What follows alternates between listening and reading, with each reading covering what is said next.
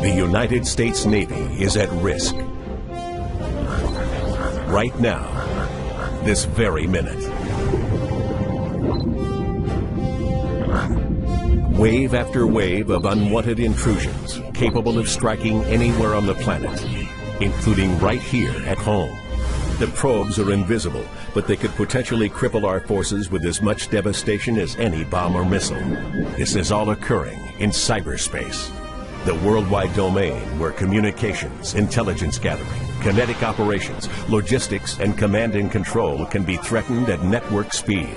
But the U.S. Navy stands ready to repel this threat and to maintain superiority in this new operational domain. The cyber warriors of U.S. Fleet Cyber Command and U.S. 10th Fleet help operate and assure the security of Navy networks around the world, providing powerful cyber capabilities necessary for warfighting superiority across the full spectrum of military operations.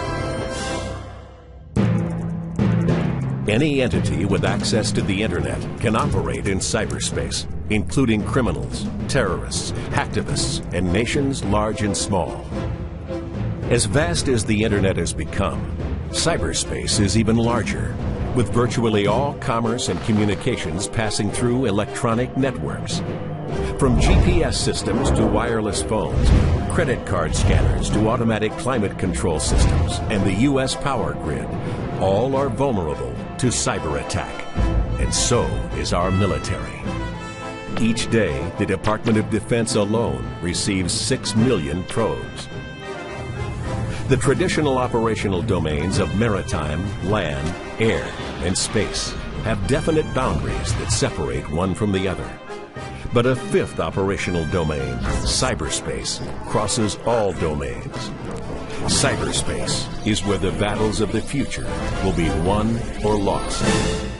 10th Fleet is no stranger to unconventional missions. In World War II, submarines were the new menace, changing the very conventions of naval combat.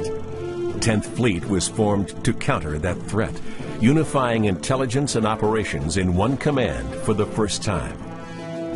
Today's 10th Fleet continues that tradition. The Chief of Naval Operations established U.S. Fleet Cyber Command and recommissioned U.S. 10th Fleet as the Navy's central operational authority for cyber, electronic warfare, networks, cryptology, signals intelligence, and information operations. This represents a landmark transition in the evolution of naval warfare, bringing information to the forefront of the Navy's 21st century arsenal. Almost every operation on board a naval vessel functions in cyberspace. It is the primary medium for Navy command and control, communications, computer, combat systems, and intelligence capabilities. All these systems must function effectively, even in the face of degradation or outright attack. That's the job of U.S. Fleet Cyber Command and U.S. 10th Fleet. To assure command and control, the Navy must maintain dynamic situational awareness. This is constant and total awareness in real time of the state of our networks and communications capabilities. I'm seeing a drop in capacity centered in the typhoon off Japan. We need to reroute our traffic until we can make sure it's reliable. An extension of dynamic situational awareness is dynamic network defense, the ability to proactively counter intrusions or hostile acts against our networks before they disrupt our operations, and to seamlessly maintain continuity of command and control. Battle Watch, Captain. I'm detecting a large amount of traffic flowing into the 5th Fleet MOC. Sir, our network sensor grid is indicating a malicious signature there as well. I believe they're probing our premise router and are getting ready to launch a denial of service attack. Block an incoming source IP address and have intel pass it to U.S. Cybercom J2. Yes, sir.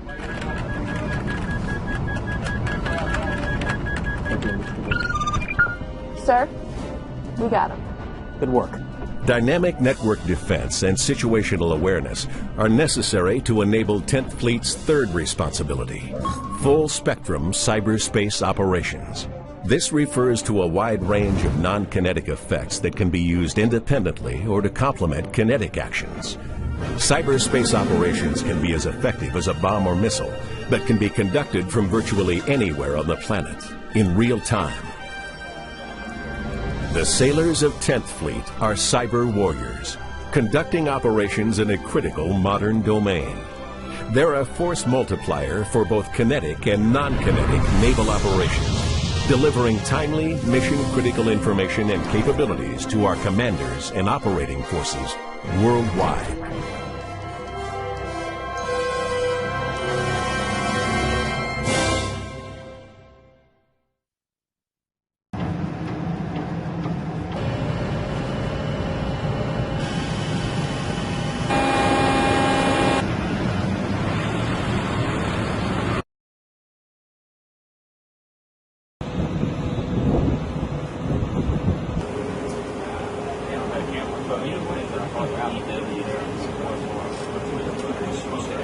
Service CEO looked at our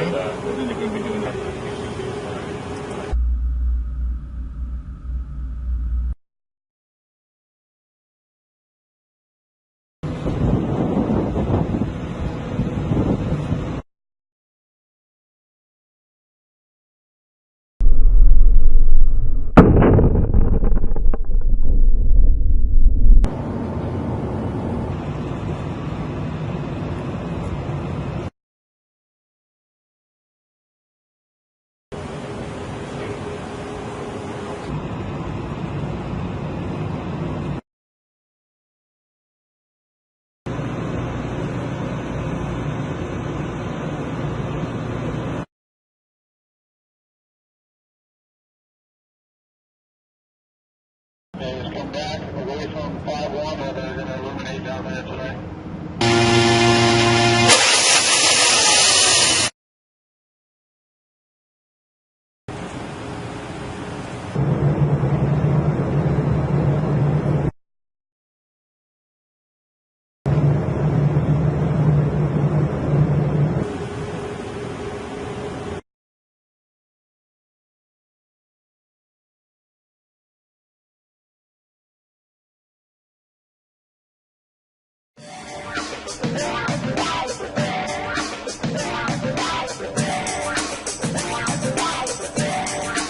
We're actually out here performing flight tests for the F-35C to open up the flight envelope and see what we can learn to get the F-35 ready for carrier evolution, launch, and recovery.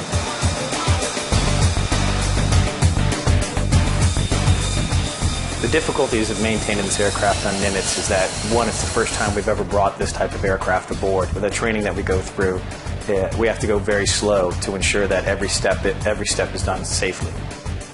The sailors on the Nimitz were prepared that we had a small contingent come out to us in Pax River, Maryland, and we provided a small cadre course for the individuals to learn about the F-35, taxiing, towing, learning all the intricacies of the F-35 that no others would see unless they were inside the program.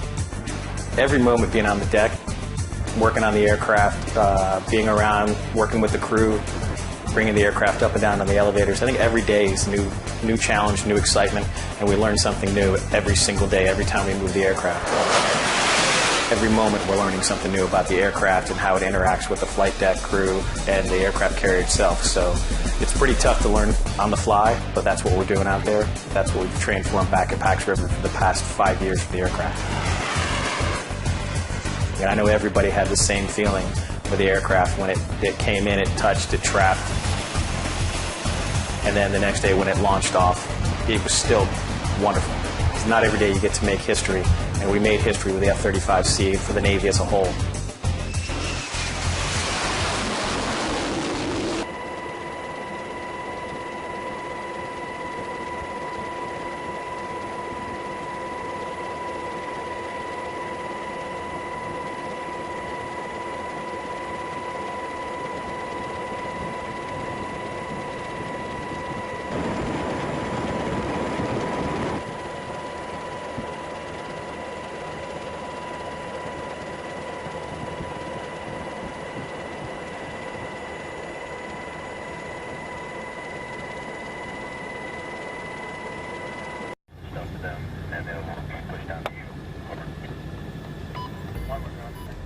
Over the past decade, I've watched American troops operate on the front lines of war in Iraq and Afghanistan, both as a U.S. Marine and later as a journalist. During that time, two things have struck me. First, Americans have developed a low tolerance for seeing their soldiers return home in coffins. And second, soldiers are surrounded by an overwhelming amount of new technology. It's now part of their everyday lives. These two trends are shifting the way the U.S. fights its wars. The Pentagon is currently building an army of what it calls unmanned systems. It's their fastest growing arm of development. And there's a momentum to create machines with more autonomous capabilities, robots which can take certain decisions themselves. But what will this new era of warfare look like? And do the legal and political structures exist to deal with it? These are big meta changes that are happening in war that we've got to wrap our heads around. So I see this as a very major threat to respect for human rights. What is war going to look like when it's robot versus robot? Who wins that war, and how can you even tell?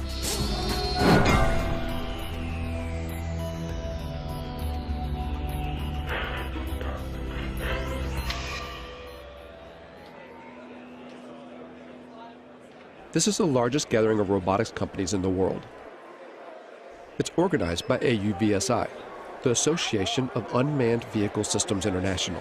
So these are successfully used in operations at the reactors. Hundreds of private corporations and university researchers are here to show off their latest cutting-edge inventions. And so there's things that we can actually pick up with the gripper, use them to defuse a bomb, and then put them back. They're all either selling their products or soliciting funds for their projects. And most of them are targeting a single customer with deep pockets, the U.S. military. This is an annual conference for the robotics industry in Washington, D.C. And years ago, this was a pretty small gathering. This year, there'll be over 7,000 attendees. It's an enormous business here now. It covers everything. You'd be surprised what you could find. Everything from unmanned boat ships, submarines, to armed drone helicopters. And just the air portion of the robotics or unmanned industries this year will be worth $7 billion. In 2009, the U.S. Defense Department earmarked $18 billion over 5 years for the development of unmanned systems. This boom in military robotics comes off the back of the so-called global war on terror. The wars in Iraq and Afghanistan, along with lethal action in Pakistan and Libya, have created a political and strategic space for unmanned robotic systems. It's not a situation where you're in these big, formation operations or fights. You're dealing with very explosive, very spontaneous events. So you need something that's watching all the time and something that's very adaptable to be able to move from one location to another very, very quickly. The U.S. Air Force is presently training more unmanned systems operators than it's training manned fighter plane and manned bomber plane pilots put together. But that actually makes perfect sense because they're actually buying more unmanned systems than they're buying manned fighter planes or manned bomber planes. The number of drones in use by the U.S. military has surged from a handful in 2001 to over 7,000 today, and the number of ground robots has shot from 0 to 12,000.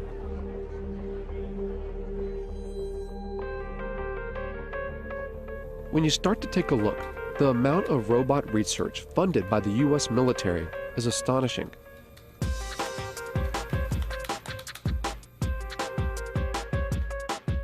Fault Lines put in more than 100 requests and follow-ups to the Pentagon, military contractors, private robotics companies, and university research labs.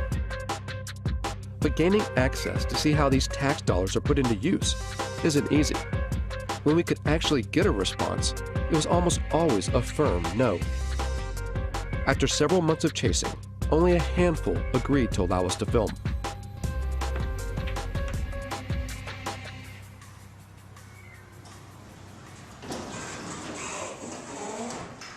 Tardec was one of them. It sits on a base just outside Detroit, Michigan. If you just want to try it out, drive. Seriously? That's it. An Army research facility from World War II. It used to build tanks. Wow, look at that. Now much of their work is dedicated to robotic technology. What we're looking at here at Tardec is unstructured environments. So robots that can move out of the area of very strict programming. So one of the ways of doing that is through teleoperation. So we have It's not the classic robot. It's somebody actually controlling something. It's not a remote-controlled car because they're doing it through a TV set. All the robots here are collaborations between TARDEC and private companies or university labs, or both. Companies like iRobot in Bedford, Massachusetts. This is the home of the PackBot, one of the first ground-based robots the U.S. military adopted after 9/11. Thousands are being used in Iraq and Afghanistan to defuse improvised explosive devices, or IEDs. The old way of doing business was to ask an individual, our sons, our daughters, our brothers, our sisters, to mount up one of those heavy, cumbersome, hot bomb suits and literally to waddle out to go face to face with an IED. Today, we do that at distance, and we do it virtually via a robot. Much, much better way to do business. So the interesting thing about this one is light. It weighs about 5 pounds or so. And here's what the military wanted. A robot that you could throw, say over a wall or something, and then look, it rights itself. And now you can see over that wall with the cameras on that robot. With video game-like controllers, soldiers can guide recon robots like this one to see over walls or defuse bombs. These ground-based robots add a buffer between the soldiers that use them and a potential threat, whether it's a bomb or a human enemy. But technology designed to save lives can be easily modified to kill. The step between putting a laser beam on someone's forehead, it's not a technological leap to then putting a bullet in their forehead. It's actually a legal, political question. We feel strongly and ethically that there has to be a man in the loop. If you look at the history of any military technology, it typically starts in reconnaissance, then becomes frustrated that you see bad happenings but can't deal with them, and it evolves to strike. Really, the technology will happen. It's how we're going to deal with that technology. While the idea of arming ground robots still seems taboo, in the air, it's a line that has long been crossed. At a Utah Army testing facility, the military has invited members of the media to a display of its unmanned aerial systems. We're going to showcase that entire package for you here today in a way that I think is going to really resonate with you once you see what's inside and behind the curtain. It's the largest drone demonstration the U.S. Defense Department has ever allowed to be filmed. As the drones fly overhead, journalists watch the mock operation from inside a hangar. From 7,000 meters in the air, the Gray Eagle hunts its target. 8-9, Overlord Maine. Maintain eyes on that truck. It's estimated that the Pentagon will invest nearly $37 billion toward drone development through 2020, advancing unmanned systems more than piloted aircraft. Oh, I think it's fundamentally changed warfare. I think it's fundamentally changed the way we operate. I think eventually it's going to fundamentally change the way we live in the United States. And now we have a technology that allows you to carry out acts of force without having to think about some of the consequences, the political consequences of sending sons or daughters into harm's way. So in my mind, the barriers to war in our society, they were already being lowered. Now we have a technology that literally takes those barriers to the ground. Apache 17, track target 2. All of which make it such an attractive tool for the U.S. But drones are some of the most controversial weapons in the American arsenal, particularly in their use for targeted killings, a phrase first termed under the Bush administration's so-called War on Terror, to use lethal force against specific individuals. It means killing people, often outside official war zones. The program has been ramped up under the Obama administration. In places where there would be very serious geopolitical ramifications and the ramifications of American lives being placed on the ground in those dangerous situations, the drone appears like a silver bullet. Pakistan has borne the brunt of the silver bullet. And it's all secret. The CIA, not the military, runs the Pakistani drone program. The CIA is not required to offer any information about its operations, how it selects its targets, who's in charge, and how many people are killed. And the Obama administration will not officially discuss the CIA drone program, not even to confirm or deny its existence.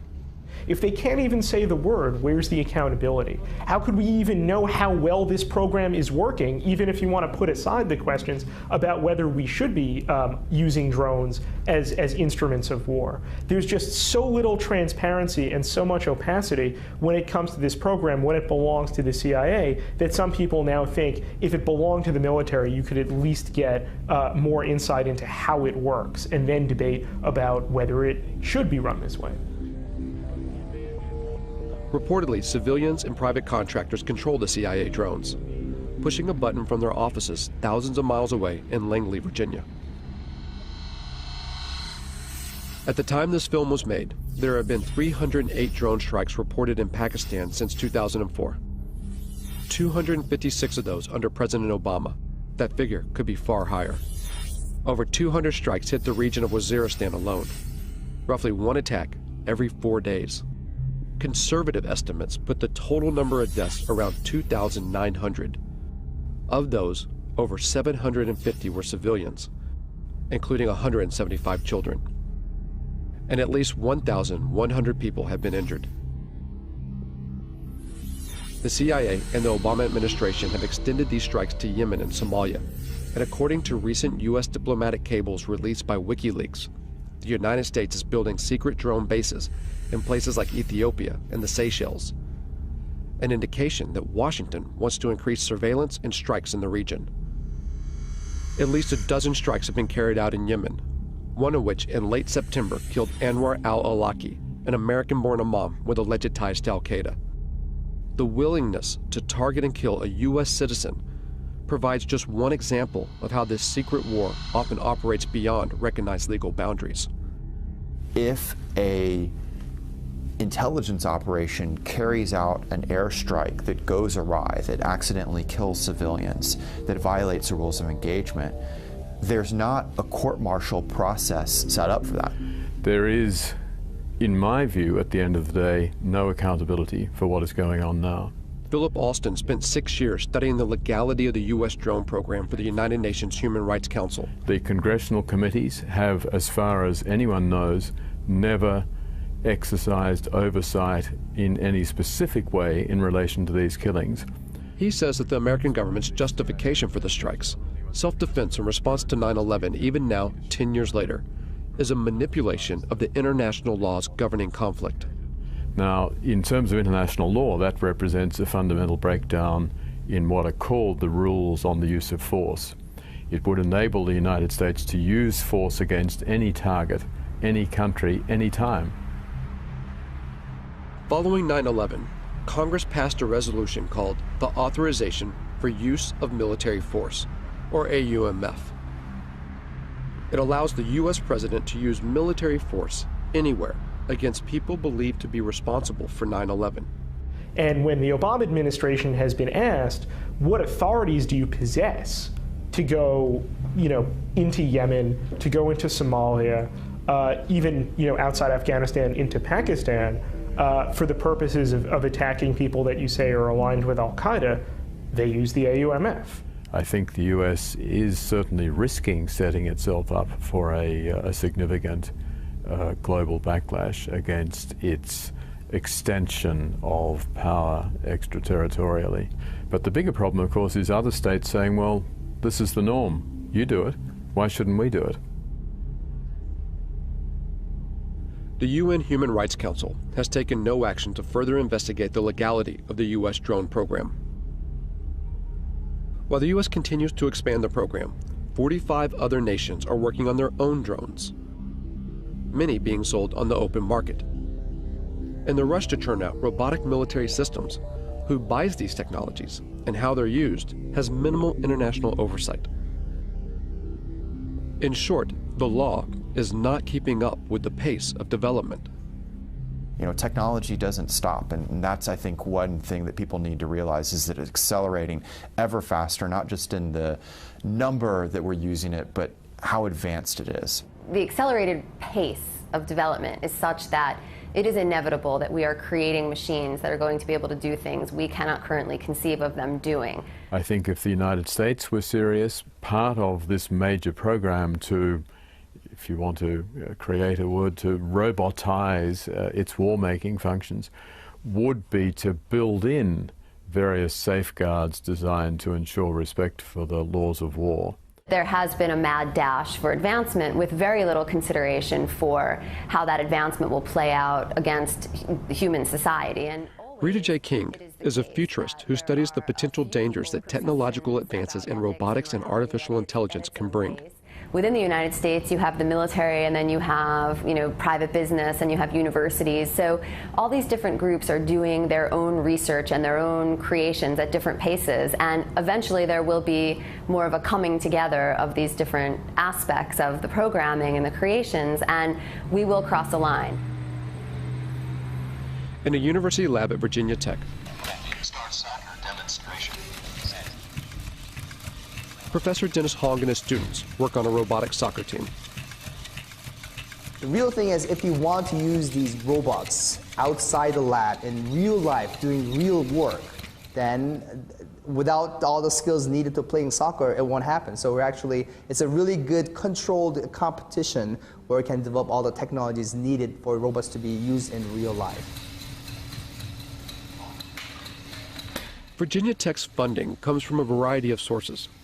These robots are part of a project sponsored by the National Science Foundation.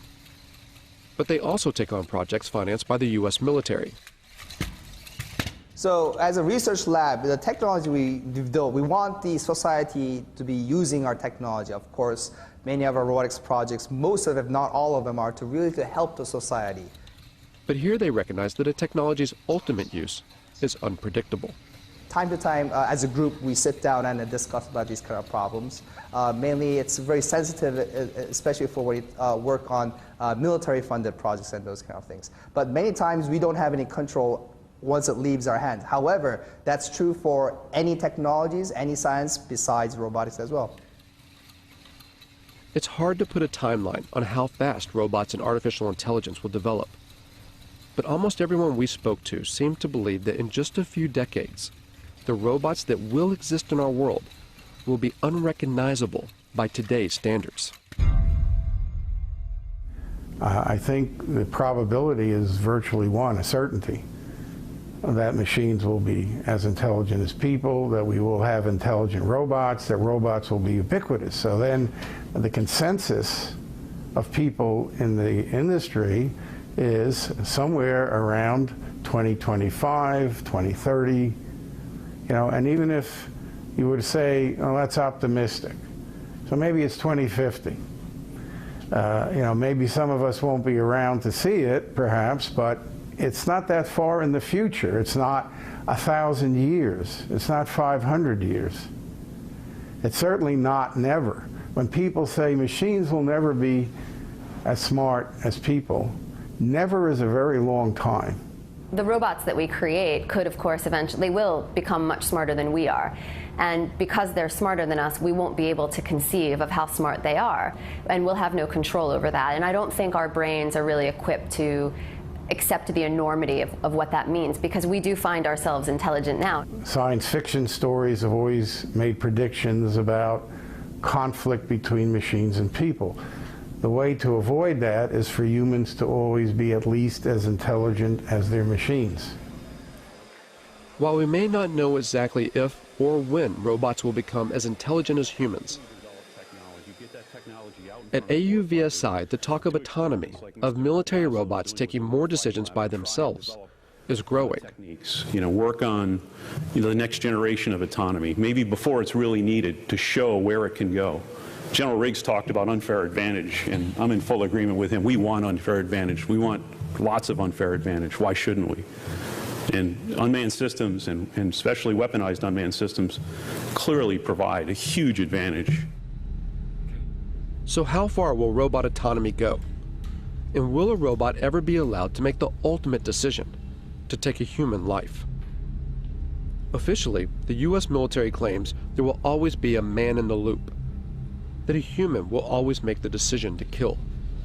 But there are signs that this may not always be the case. In 2006, the Army funded a major study to find out if lethal autonomous robots could be programmed to act ethically on the battlefield. There's a long and rich history of war crimes in every war. We try and train our soldiers, and soldiers are instructed in this, but we are human beings. And there is emotions, there's anger, fear, frustration.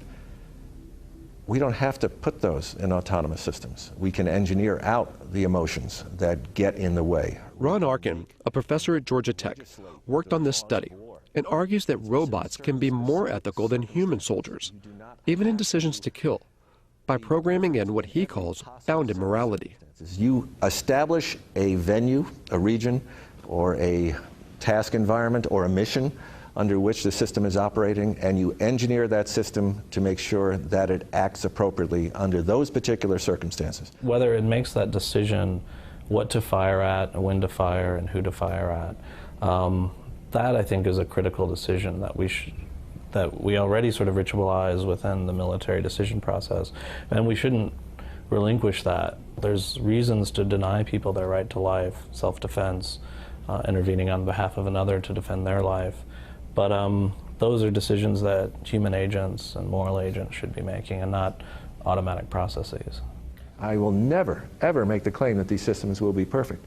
But I do make the claim that, I have the belief that these systems can outperform human beings in the battlefield, ultimately from an ethical perspective. We do have a moral responsibility to try to prevent this, and to not invest our time and energy and resources as scientists, as a society, into building a technology that has that kind of capacity to kill people on its own.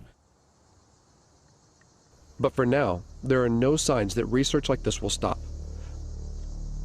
Because there's an assumption that underlies not only Arkin's work, but also the billions spent on defense. The assumption that war will always continue. War is a very cultural thing. It's a kind of a social deliberation instead of a moral deliberation, or a cultural deliberation, if you will. Like, how do we want to fight wars? What is it to be a warrior in this society? And what does this society decide that war is about and is good for? In the past, battles had formal boundaries and ends, where each side had to bury their own. But as more robots go to war on behalf of humans, what stake does society hold? As killing becomes more automated, does it make war all too easy? So I think that is a big issue as far as what these technologies are going to do, and making war much easier to become involved in, and really detaching, especially in the United States, the American public from its sense of responsibility and moral and social deliberation that should go into deciding when wars occur. A lot of people say, well, why don't we stop working on this technology? There's a problem, though. You'd have to stop science. It means you'd also have to first stop war and stop capitalism. And there's such a vast amount of money that goes into thinking about defense problems and solving defense problems, that if we turned that time and energy and resources into solving more practical problems, we would actually probably alleviate most of the social and political problems that cause us to have defense and security concerns. And the fact of the matter is that most of the funding that's going into robot research, of course, is to create a better war machine. And to what end? It demonstrates how far we are from the sort of intelligence we need to build robots that can help us instead of hurt us.